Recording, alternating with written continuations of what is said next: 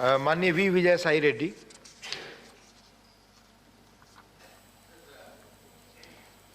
The Honorable Minister, sir, the legal division of the assets valued 1,42,601 crore belonging to the institutions listed in Schedule 9 and Schedule 10 of AP Reorganization Act of the and also of the institutions not mentioned in the Act also has not happened so far, and it is the responsibility of the central government to ensure that Act is implemented.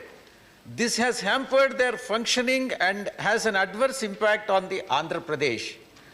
Is the ministry taking any steps to expedite the division of such assets? And my colleague, Honorable Manya Ramesh ji, was the author of this AP Reorganization Act. Thank you. At that point of time. Thank you. Thank you. महोदय, 9वीं अनुसूची में के अंतर्गत संस्थान है और इसके निपटारा के लिए एक शिलाभिरेख कमेटी भी बनाई गई थी। 90 संस्थानों के संबंध में शिलाभिरेख कमेटी ने अपनी संस्तुति दी है जो प्राप्त हुआ। तेलंगाना ने 90 में से 68 संस्थानों की सिफारिशों पर कोई आपत्ति नहीं की, लेकिन आंध्र प्रदेश इन 68 में से 33 संस्थानों पर सहमत है। आंध्र प्रदेश समग्र हल के पक्ष में है, जबकि तेलंगाना केस बाई केस सिफारिश को स्वीकार करने के पक्ष में है। यहाँ कुछ विवाद आते हैं।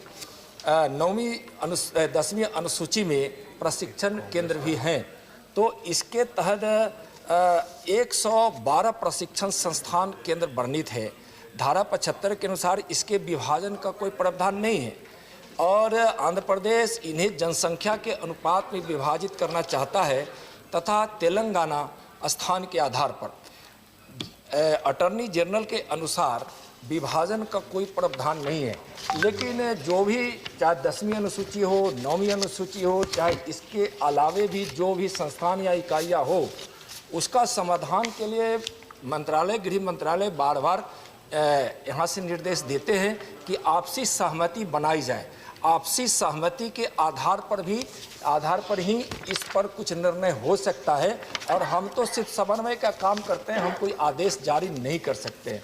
हम कुछ सुझाव आते हैं या कुछ दोनों राज्यों की तरफ से कुछ बातें आती है तो उसको गृह मंत्रालय कोऑर्डिनेट करके दोनों स्टेट के सामने रखती है।